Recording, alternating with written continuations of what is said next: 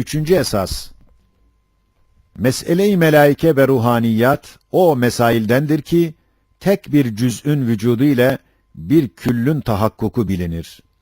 Bir tek şahsın rü'yetiyle umum nev'in vücudu malum olur. Çünkü kim inkar ederse külliyen inkar eder. Bir tekini kabul eden o nev'in umumunu kabul etmeye mecburdur. Madem öyledir, işte bak, görmüyor musun ve işitmiyor musun ki bütün ehli edyan, bütün asırlarda zaman-ı Adem'den şimdiye kadar melaikenin vücuduna ve ruhanilerin tahakkukuna ittifak etmişler ve insanın taifeleri birbirinden bahsi ve muhaberesi ve rivayeti gibi melaikelerle muhabere edilmesine ve onların müşahadesine ve onlardan rivayet etmesine icma etmişlerdir. Acaba hiçbir fert melaikelerden bilbedahe görünmezse, hem bil müşahede bir şahsın veya müteaddit eşhasın vücudu kat'î bilinmezse, hem onların bilbedahe, bil müşahede vücutları hissedilmezse, hiç mümkün müdür ki, böyle bir icma ve ittifak devam etsin ve böyle müsbet ve vücudi bir emirde ve şuhuda istinat eden bir halde müstemirren ve tevatüren o ittifak devam etsin? Hem hiç mümkün müdür ki, şu itikad-ı umuminin menşei, mebadi-i zaruriye ve bedihi emirler olmasın? Hem hiç mümkün müdür ki, hakikatsiz bir vehim, bütün inkılabat-ı beşeriyede, bütün akaid-i insaniyede istimrar etsin, beka bulsun?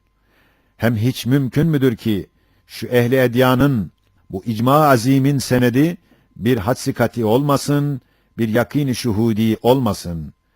Hem hiç mümkün müdür ki, o hadsi kat'î, o yakîn-i şuhudi, hadsiz emarelerden ve o emareler hadsiz müşahedat vakalarından ve o müşahedat vakaları şeksiz ve şüphesiz mebadi zaruriyeye istinat etmesin? Öyleyse, şu ehli edyandaki bu itikadat-ı umumiyenin sebebi ve senedi, tevatür-ü manevi kuvvetini ifade eden pek çok kerrat ile melaike müşahedelerinden ve ruhanilerin rü'yetlerinden hasıl olan mebadi zaruriyedir, esasat-ı kat'iyedir.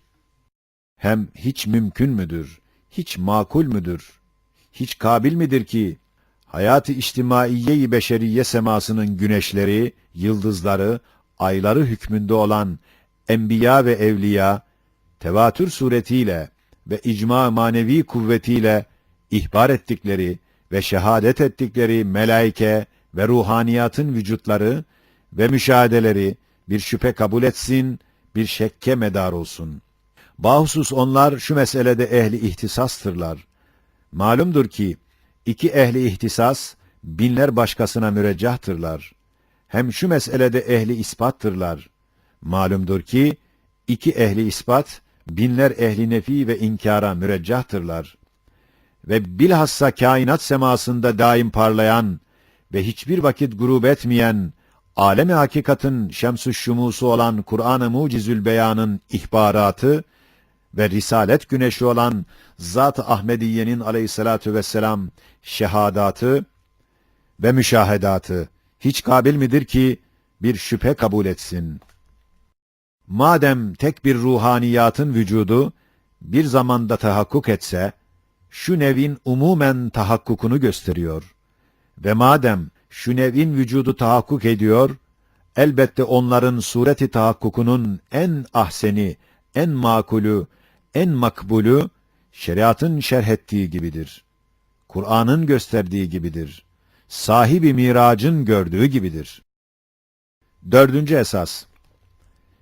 Şu kainatın mevcudatına nazar-ı dikkat ile bakılsa görünür ki, cüz'iyat gibi külliyatın dahi birer şahs-ı manevisi vardır ki, birer vazife-i külliyesi görünüyor. Onda bir hizmet-i külliye görünüyor. Mesela, bir çiçek, kendince bir nakş-ı sanatı gösterip, lisan-ı haliyle Esma-i Fatır'ı zikrettiği gibi, küre-i arz bahçesi dahi bir çiçek hükmündedir. Gayet muntazam külli vazife-i tesbihiyesi vardır. Nasıl ki bir meyve, bir intizam içinde bir ilanatı, tesbihatı ifade ediyor, öyle de koca bir ağacın heyet-i umumiyesiyle gayet muntazam bir vazife-i fıtriyesi ve ubudiyeti vardır. Nasıl bir ağaç, yaprak, meyve ve çiçeklerinin kelimatı ile bir tesbihatı var, öyle de koca semavat denizi dahi kelimatı hükmünde olan güneşler, yıldızlar ve ayları ile Fatır-ı Zülcelal'ine tesbihat yapar ve Sani Zülcelal'ine hamd eder ve hakeza. Mevcudat-ı hariciyenin her biri sureten camit, şuursuz iken gayet hayatkârane ve şuurdarane vazifeleri ve tesbihatları vardır. Elbette nasıl melaikeler bunların alemi melekûtta mümessilidirler, tesbihatlarını ifade ederler, bunlar dahi alemi mülk ve alemi şehadette o melaikelerin timsalleri, haneleri, mescitleri hükmündedirler. 24. sözün 4. dalında beyan edildiği gibi, şu saray alemin Sani Zülcelali, o saray içinde istihdam ettiği 4 kısım amelenin birincisi, melaike ve ruhanilerdir.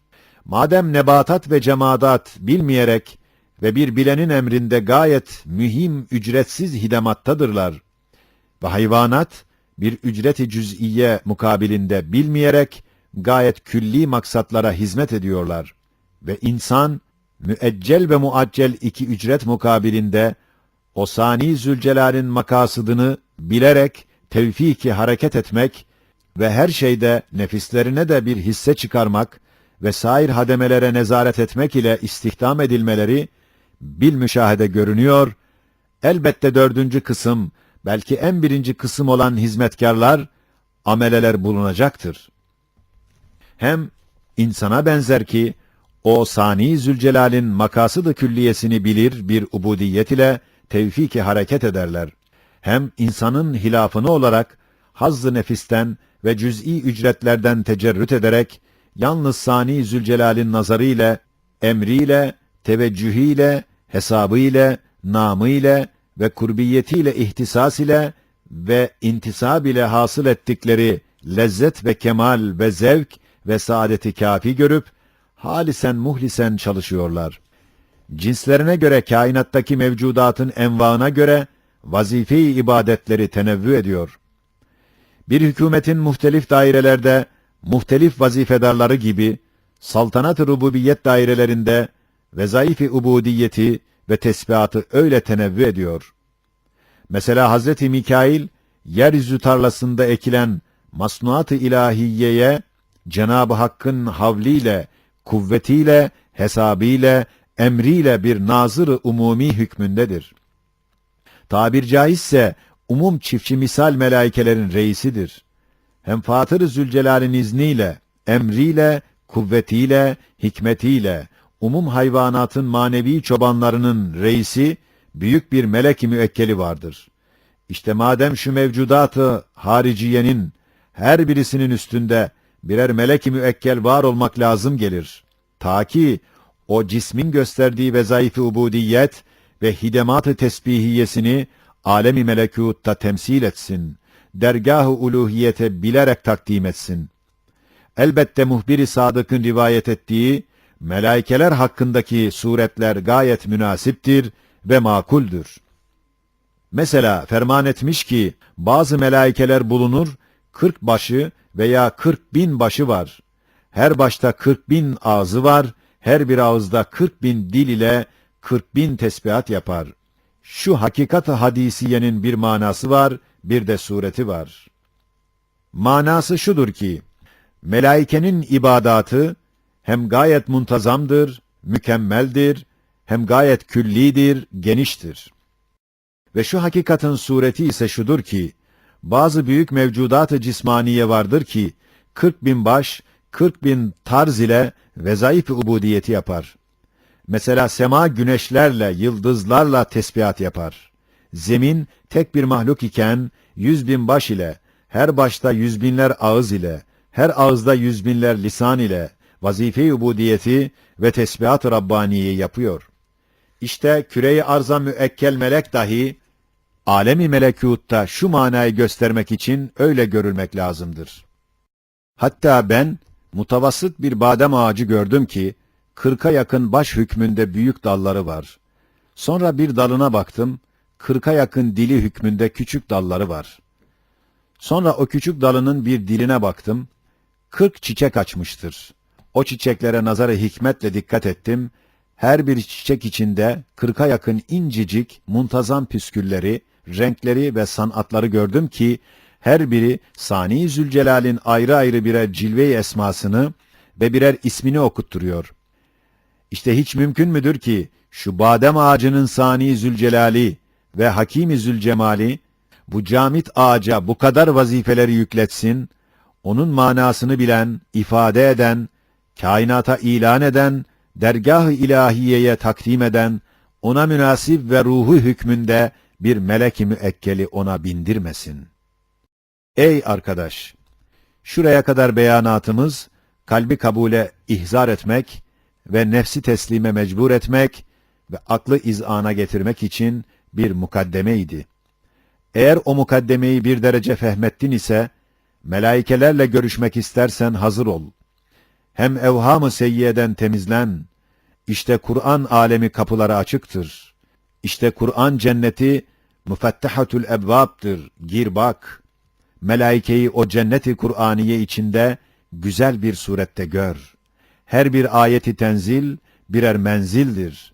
İşte şu menzillerden bak.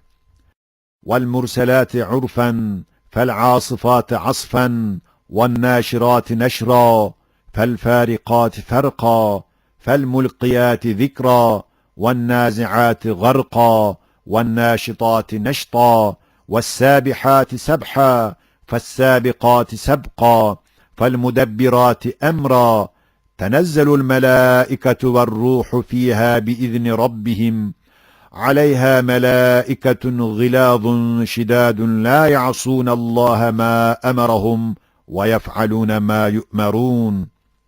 Hem dinle. Subhanehu bel ibadun mukramun.